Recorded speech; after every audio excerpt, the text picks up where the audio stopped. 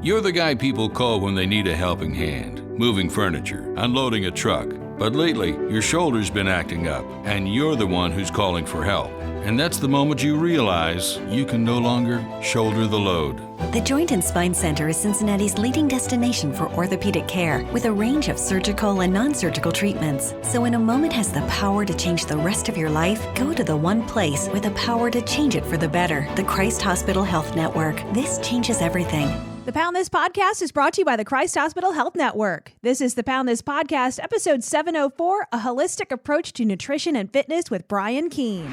I want to lose weight, but I don't know how to get started. What should I meal prep every week? How do I get those sweet booty gains? Inspiration for your healthy lifestyle. The Pound This Podcast with Amanda Valentine.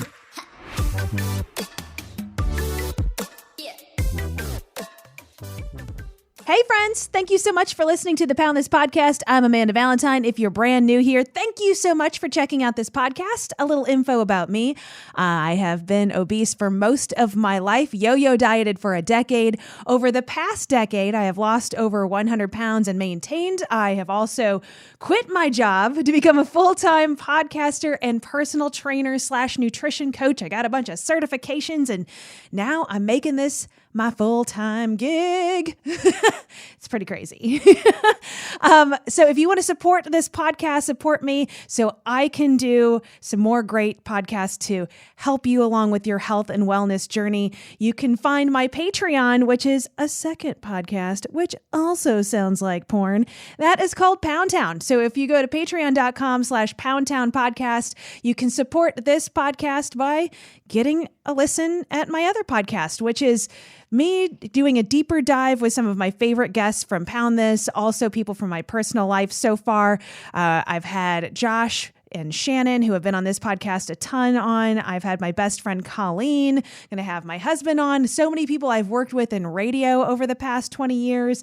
So it's uncensored, a little deeper dive to give you a little something extra for supporting this podcast. All of that is in the show notes if you would like to support that. But back to Pound This, right? We got to get into this guest. I do have to let you know though, that there was a little bit of technical hiccups because, that's what happens in the virtual world recording this. So get past those a little bit. I tried to clean them up as much as possible at the beginning of this interview.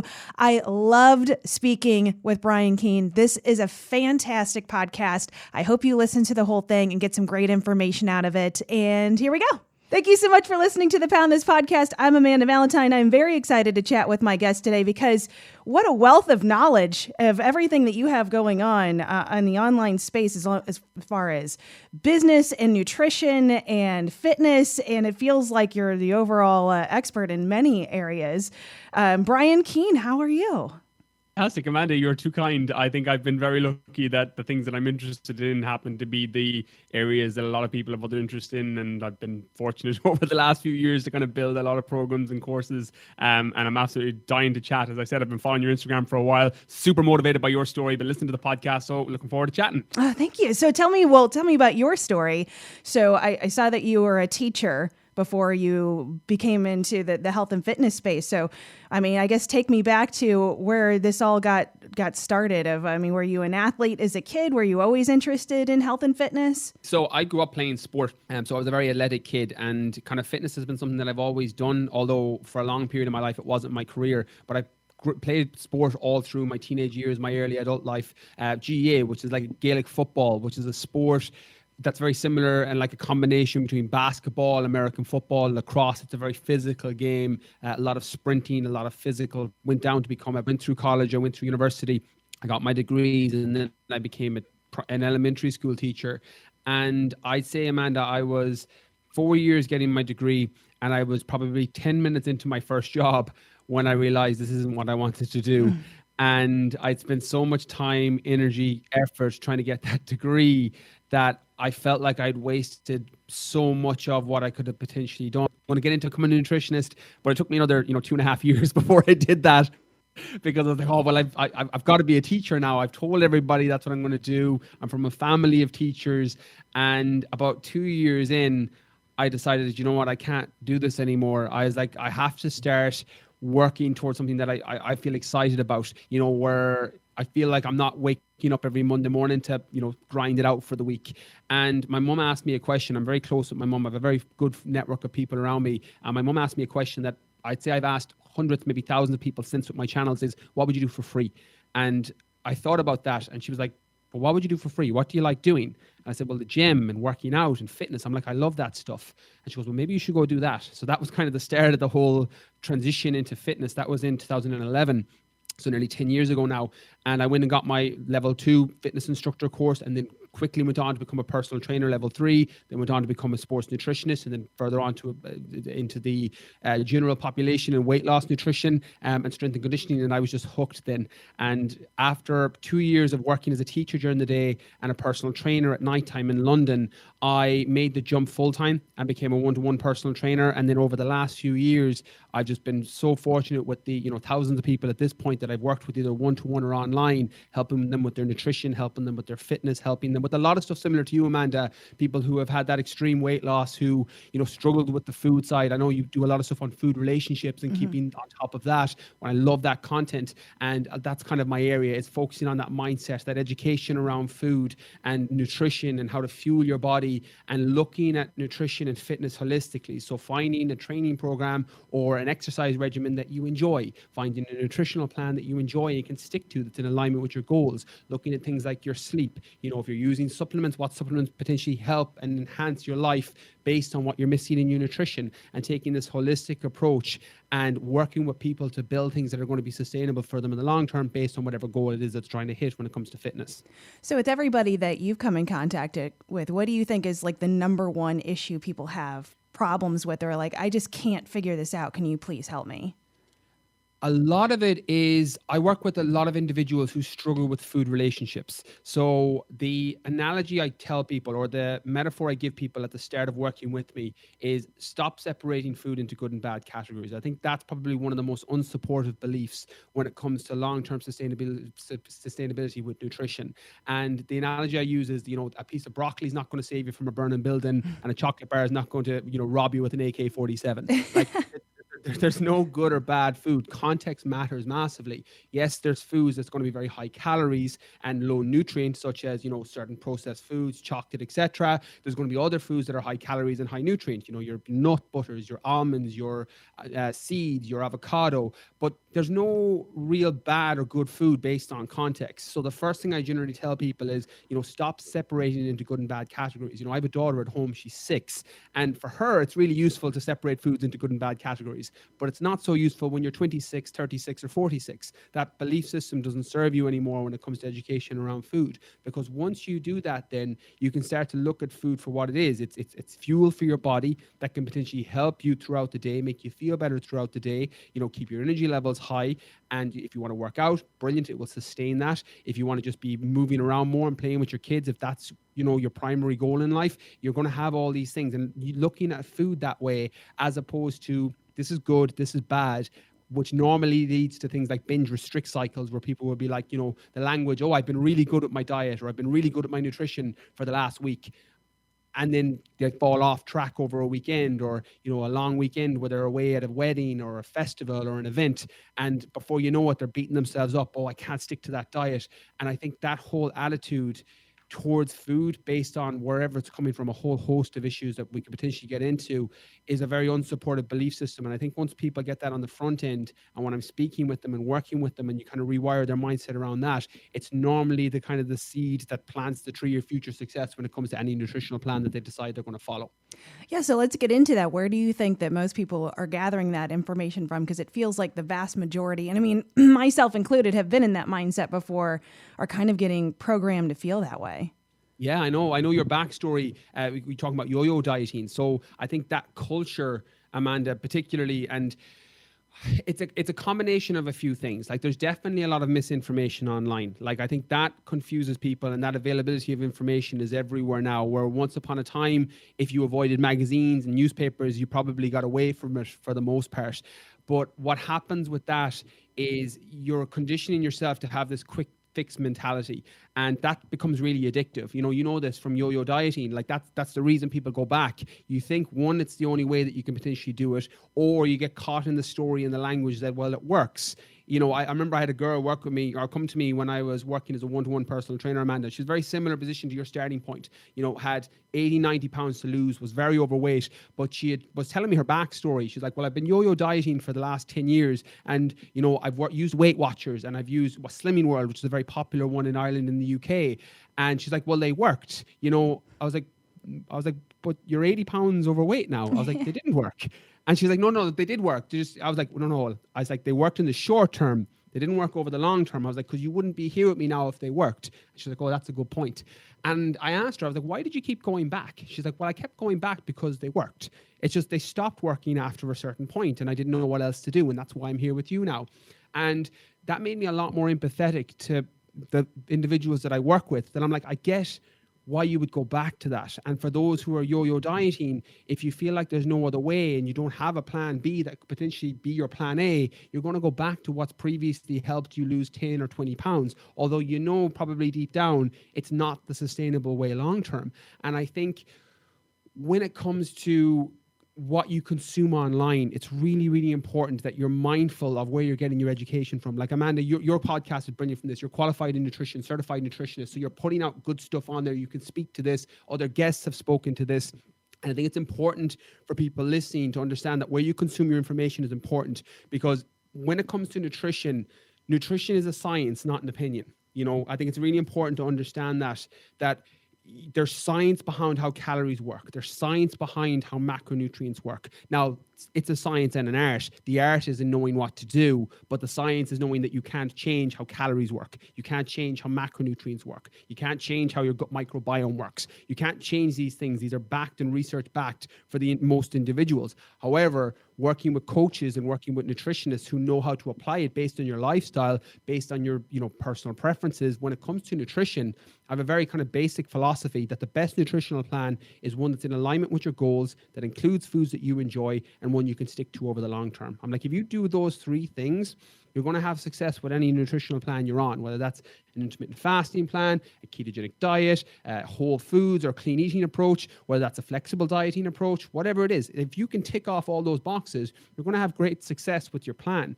And consuming the right information online is going to be the starting point for that, because there's a lot of misinformation mixed in with the behavioral elements of what you've done in the past that potentially worked in the short term, and rewiring your mindset that no, it doesn't actually work over the long term, similar to my client, but that belief system can hold you. And I think once you get on top of that, you would at least give yourself a fighting chance to potentially work with the coaches or the trainers or the programs or the courses, or even yourself, the trial and error approach of finding what's actually going to work for you, versus going back to these yo-yo diets or going back to these fad diets that don't work for people over the long term, although they might work for some in the short term. Yeah, I'd say I've gotten that exact same response. And what I wanted to ask you about is, because I've had that same response of like, well, it didn't work because you gained the weight back and we're right here right now. But everybody's like, just tell me what to do. Just tell me what to eat.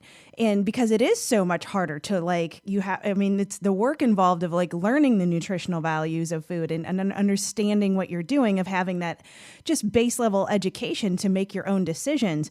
But so it feels like this battle that you're fighting of knowing that that's, a good long-term solution, but everybody's just like, yeah, but just tell me, should I eat egg whites for breakfast? So like, how do you like counteract that of like, where you're just like, I have the best intentions and I want to help you, but yes, that involves a different level of work than following a diet plan. Well, I tell anyone that I potentially work with that I'm not going to tell you what to eat. I'm going to tell you how to think. And I think that approach for the people I work with works tremendously well. Now, I'm also a big believer, Amanda, that I'm a great fit for some and I'm not a great fit for others. My approach, and I take a very long-term approach, a sustainable approach, a let's find what works for you approach, which some don't like. And I tell them, look, my program isn't for you then. I was like, there's going to be other coaches out there who are going to be a better fit for you. But I generally don't tell people what to eat. I'll tell them how to think, about food. It's like, well, what do you like? And how can you fuel your body? And, what's your primary goal? Do you need to get protein protein at this meal, so maybe egg whites are a good option in the morning if that's the case. And you're looking for context based on the individual and applying nutritional principles off of that, as opposed to saying, eat. And like, Amanda, you know this, you could tell someone to eat egg whites for breakfast, chicken and broccoli for lunch, and a piece of steak for dinner. And most people would probably lose weight on that, or they'd get in really good shape on that. But realistically, how long can you do that for? It doesn't include your foods that you like. It's very bland. It's something that you're not going to be able to stick to. So unless you're a competitive bodybuilder, realistically, you're not going to be able to do that every day. So that won't be a good fit for you. So I don't think it's a good way to start. When it comes to nutrition, I think it's start as you mean to finish. So don't ask, and I think a good question, power of questions, don't ask, Amanda or Brian or whoever the coach is, what should I eat? Ask, what should I think about? What am I looking for in terms of what would be a good fit for me? I think it's a better way to word it than to just say, right, question, answer, go and do that, although it might not be something you can stick to in the long term. So it's just a kind of a rewiring or rechanging of words slightly, reframing of the situation, as opposed to being like, eat X, Y, and Z, which I don't think is helpful for people over the long term. I don't even think it's that helpful over the short term, over anything over, a couple of weeks maybe. So what's your best advice for having somebody kind of rewire their brain and change that mindset versus like, the category of good food versus bad food? Because that's a hard one to break. Oh, it is. And it's a really good question, Amanda, because it depends on where it's coming from. Like, I think I've kind of two trains of thought on this based on the starting point of the individual. I think if you're somebody who has like a deep traumatic experience from childhood or adolescence, or, a history of any sort of binge eating patterns that might be better suited with a professional, you probably should go down the therapy route or work with somebody who specializes with that. If you're somebody who's just been consuming crap and misinformation online, you're probably going to be able to fix that yourself, because it's just, you put new things into your brain, you're going to have new thinking, and you're going to see food in a completely different way. And what I'd say there is identify first where you're at. Are you somebody that, numbs out to food because of, something that's happened in the past, and this is your go-to all the time? Some people have a lot of those behavioral issues that they probably need to work through because they're more deep-seated, where others are just consuming bad information online, or they're boredom eating, or they're stress eating, things that are relatively easy to fix for the majority of people. So what I'd say is, when it comes to rewiring how you see food, you need to know where your starting point is, because that's going to determine what steps you take next. But also, based on how long you've been doing it, realize that you need to give yourself enough runway of time to change the way you think. The analogy I use, Amanda, is when it comes to, say, rewiring a food relationship, it's like, digging up a seed from the ground. You can go outside and dig up a seed, and it's relatively easy to pick up because it's been put there a couple of days ago, i.e. somebody who's just on the start of their weight loss or fitness journey, who hasn't really consumed that much information, has just been kind of eating whatever they want, but now they've decided they want to get in shape. It's easier to change and work with those people because they don't have these bad habits ingrained. But to keep that analogy, if you try and pull an oak tree out of the ground, that's considerably harder because it's been there for years. And that's like somebody that's been dieting and yo-yo dieting for 10, 15, 20 years. So what I'd say is, you need to give yourself enough runway of time based on your starting point and expectation levels, because if this is your first plan ever, you don't have those bad habits, you're going to get results so much faster, because you're not trying to work through all this rubbish that you've built in habits that haven't been supportive over the last several years. Whereas somebody who's been doing it for 10, 15, 20 years, my client I mentioned earlier, who had been yo-yo dieting for 10 years, like, it's feedback that what you've been doing hasn't been working. So you need to take a different approach, but also realize that's not going to change overnight. It didn't take you, a month to put on 100 pounds. You're not going to lose it in a month. It's going to take longer than that. And the same with food relationships. If you have a bad or an unsupportive food relationship based on years of yo-yo dieting or following fad diets, etc., it's not going to be as easy to rewire your mindset as somebody who's starting fresh at the beginning. So just make sure you give yourself that runway of time, and then the approach you take, whether it's a coach or a program or following something in a book or doing it yourself through trial and error, at least you have your expectations aligned on the front end, which can set you up for success over the long term, because you're not beating yourself up because you haven't got there or rewired your mindset in a week or a month. Oh, yeah, that's awesome. I mean, in my opinion, nutrition, is such a huge part of the process, and it's such a huge thing to kind of work with your relationship with nutrition. But as we're talking about kind of a holistic approach to this health journey, so we have the nutrition part we're talking about, like, what else should we be concerned with? I've changed my mind about this in recent years because when I started my personal training and nutritionist journey nearly 10 years ago now, I was nutrition first, training second, gap down, sleep. And in recent years, probably the last 3 or 4 years, I actually now have sleep and nutrition right up there side by side, because I think it's so important for people to realize the impact that sleep has on not over in general your health and your wellness and general well-being, but also your impact on nutritional levels. Like, you know this, Amanda, that like when you have poor sleep quality for whatever reason, you're not sleeping enough, or the sleep you're getting isn't of high quality enough, you're going to have down regulation in certain hormones, things like ghrelin, leptin. They're your hunger and satiation hormones. So for anyone that's ever had a poor night's sleep and find that cookie and that chocolate bar is way more craving the next day or way more tempting the next day, you know exactly what I'm talking about here. It's because those hormones become down-regulated. They don't work as well when you've had a poor night's sleep. So that can have an impact on your weight loss journey or fat loss journey or just your nutritional plan in general. So I think focusing on high-quality sleep, and that varies person to person. Sleep requirements, you know, are like everything. They're different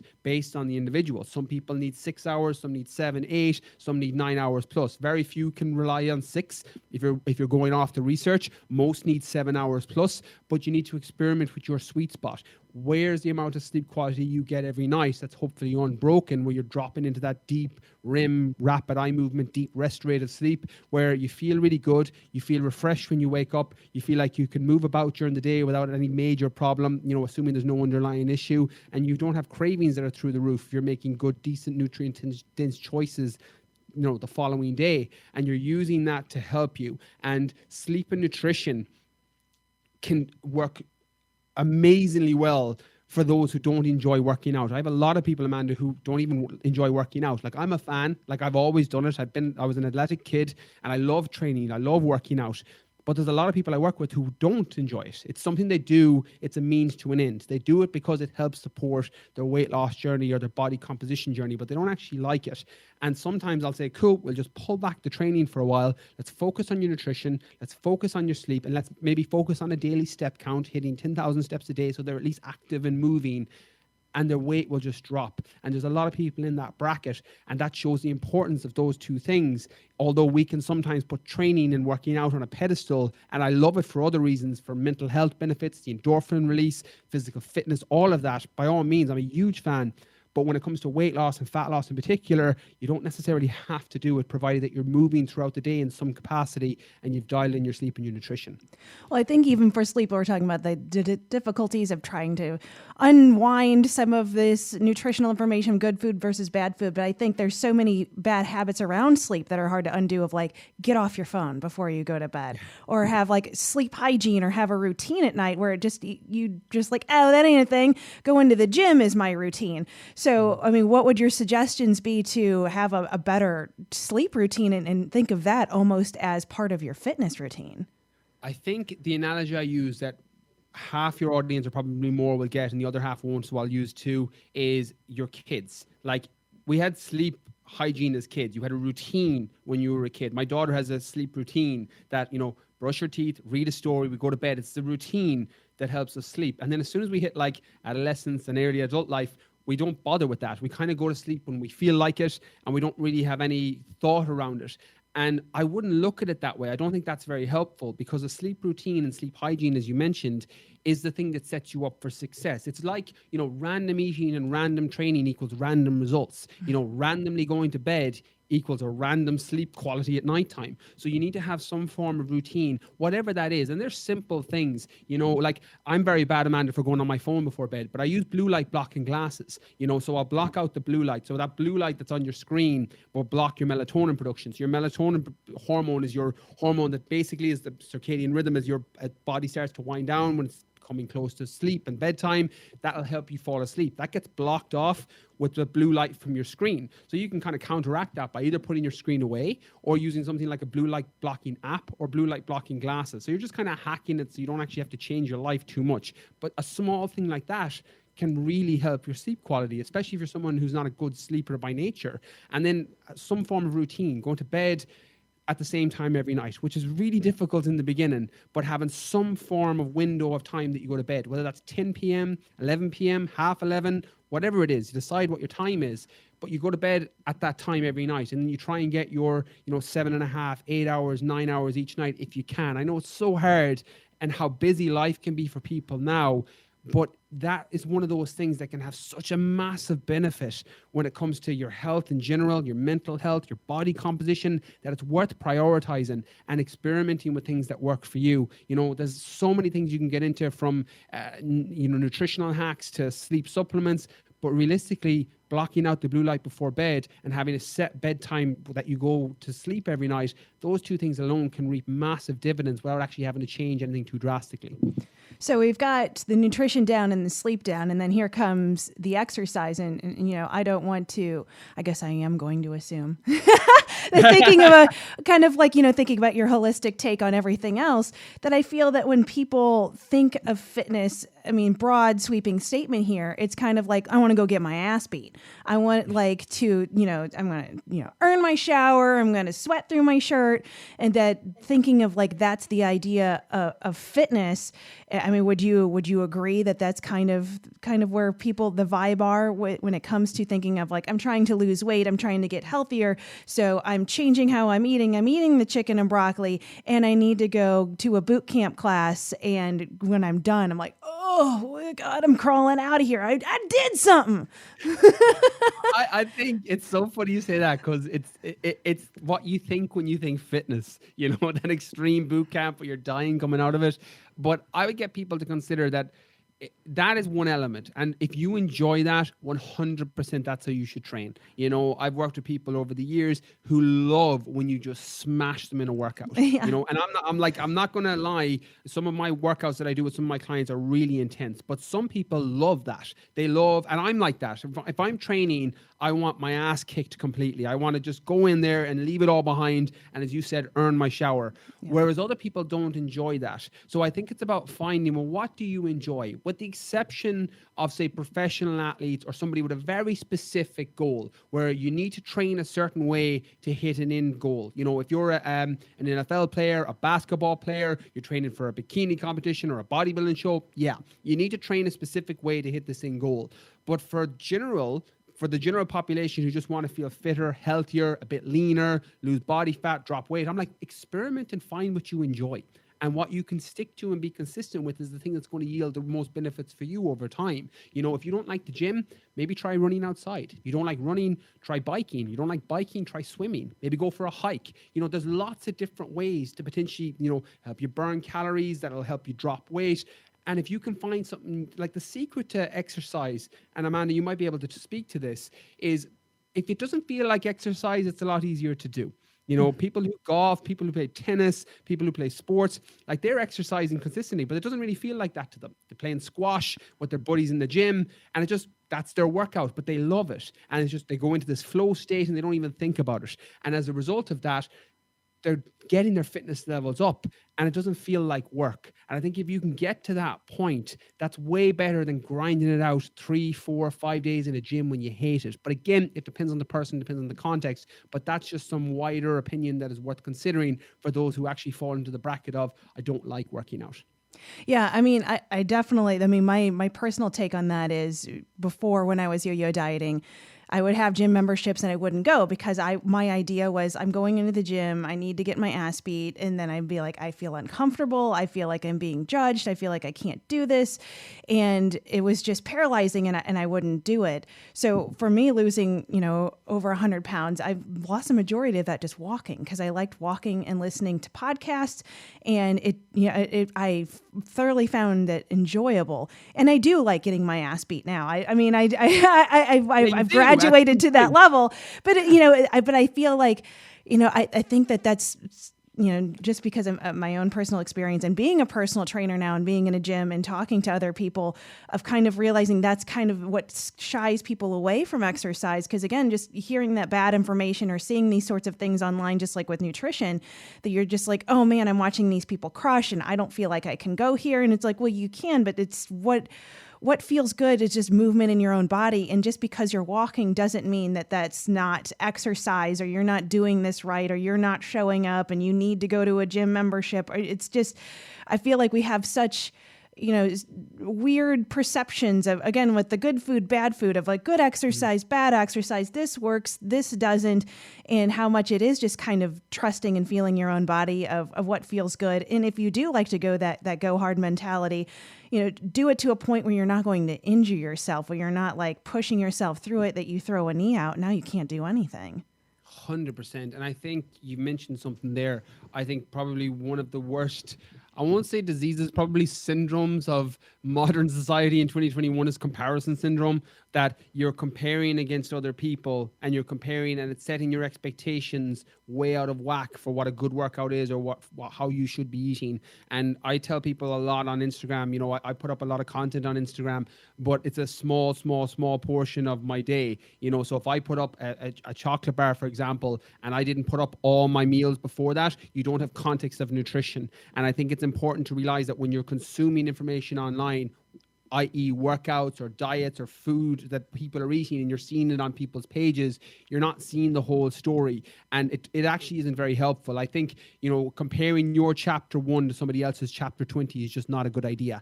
And when it comes to nutrition and your fitness journey, compare yourself against yourself. Like, how are you doing? Are you better now? Are you fitter than you were this time 3 months ago? Are you lighter, or is your body fat lower than it was 2 or 3 months ago? If it is, brilliant. Keep going. What you're doing is working so far. If it isn't, you have feedback that you need to make a change somewhere. So either way, you'll win from that. And being mindful that comparison syndrome and that expectation level gets completely set out of whack is normally, and I mean this in a really nice way, is normally your own doing, that you've set the bar high because of what you've consumed online. And it's not about that. It's about finding what can you stick to, what food plan, what nutrition do you enjoy that's in alignment with your goals, what training program do you like. As you mentioned there, Amanda, you lost the majority of that weight by walking and listening to podcasts. I think that's so inspirational for people. And it shows that that's one method that this can be done. Somebody else will have done that by blasting it and smashing it in the gym multiple times a week. So there's lots of different ways to hit an end goal. It's about finding what's going to work best for you in the long term. And, as you said, you enjoy that now, but find where you're at now on your starting point, or determine your starting point now, and then ask yourself, well, what method's going to work for me? And then follow that first and foremost. So what tips or tools do you have for the people that you work with dealing with impatience? Oh, I think patience is a superpower. I think if you can, I think if there's one gift I could give the majority of people I work with, it's going to be the gift of patience. Now, to be fair, a lot of people who work on my programs consume a lot of my content. So either my podcast or my Instagram or my TikTok, or they're consuming my information. They've read my books. And as a result of that, they know they're not coming to me with a quick fix. Like, I'm not going to sell them that. If somebody comes and goes, I want to lose 100 pounds in 6 weeks, I'm like, I'm not your person. I was like, I'm not, like, there's no point working with me. That's not what we're going to do. One, I think it's unrealistic. And two, if you somehow managed it, you wouldn't keep it off in the long term anyways. So I'm not going to be a good fit for those people. So when it comes to instilling patience in people, I'm normally very fortunate that on the front end, through the content that I build consistently with people, they're coming to me with this, well, what's going to work for me over the long term? And long term is relative. For some that's 6 weeks, for some that's 6 months, for some it's 6 years. It's really, really relative based on the person and the starting point. And that patience is developed by setting small, achievable goals. And then not, as I've mentioned earlier, comparing yourself to other people. Like the example I use regularly, and I've had a lot of females I've worked with, and I put one of the examples in my second book, Rewire Your Mindset, that, and this may have happened to you, Amanda, it's definitely happened to me, where you've had a really good day, you've done your workout for the morning, you've eaten maybe 2 or 3 meals that were really good, really nutrient dense, and you're like, okay, I feel really good. And then you scroll through Instagram and you see a fitness model on there, or you see someone in great shape, and you're like, oh, why don't I look like that? And instantly your mood has switched. It's like the only thing that did that was the external stimulus of scrolling through social media and jumping into that comparison syndrome. And if you can stop yourself doing that and go, right, Amanda, Brian, did you do your workout this morning? Yes, you did. Did you do your step count? Yes, you did. At the end of the day, did you get your meals in that are supportive to your goal? Yes, you did. Brilliant. Well done. That was better than yesterday even. And you move it on. You do that consistently over time. And it's about rewiring your mindset on the front end, that you compare yourself against where you were versus against some external metric or external person. As I mentioned, comparing your chapter 1 to somebody else's chapter 20 who's been doing it longer or is on a completely different journey is not a good idea for the majority of people. By all means, take inspiration from them. That's what I love about you, Amanda. People who are trying to lose 100 pounds now are looking at you going, look where Amanda was, look where she is now, amazing. So take inspiration, but also don't compare yourself to that, because your journey is your journey. And I think when you do that, patience comes with it, because you get a lot more tunnel vision on how do I improve where I'm going versus taking all this external noise in that completely blocks you from your signal. I think if you do that consistently over time, you build patience with it. So you're talking about all the content resources that you have available to help people through this process. So talk me through, again, like as we started this podcast, you've got a lot going on. So what are the things that you offer to help people? Yeah, so I've got loads of stuff on there. To be honest, Amanda, I put so much content out there that's all free content that I tell people to consume. And if only for 2 reasons. One, if you can't afford a program or to work with me, you have everything you need there. You just have to put it together yourself in order to go and do it. Or 2, if you decide I am a good fit, you're coming in at it from a good expectation level. You know what you're going to get. You know, with the people I work with nutrition, they know it's going to be very much down to mostly nutrient-dense food with some of the things you enjoy the most, based on a nutritional plan and structure that works for you. And then a training program that has certain focuses on body composition change, but at the end of the day is about what's going to be a good fit for you over the long term. So like I have programs, I have courses that do that. My books, The Fitness Mindset, Rewire Your Mindset, they help with that. But to be honest, Amanda, my Instagram page, my podcast, Facebook, TikTok, all the platforms, YouTube that I've got content on is probably enough to help people. And if worst case scenario, you come in and go, look, Brian's not helping me. I'm like, all right, then at least you know I'm not a good fit for you over the long term, and you could potentially go and find someone who's a better fit for you. But at least you have that starting point. You know, the advice I'd offer is if you've enjoyed the things I've said here, check out those platforms. If you haven't, then I wouldn't check out those platforms. But I don't think I'm going to be a good fit. And I think that's a good approach to take when it comes to it. So what I'm going to put all of these things in the show notes, but I mean, if you had to recommend the one platform that you do, or your books, or, you know, TikTok or whatever those things of like, man, this is a spot that I think that you should go check out, because this is, I put my heart right on here. Where would you have people go? A combination of my Instagram or podcast. The Instagram is very much the content I put up is nutrition-based, fitness-based, and it's snapshots of what could potentially help you. The podcasting goes significantly deeper on that. But I generally tell people, look, if you enjoy my Instagram page, you'll love the podcast.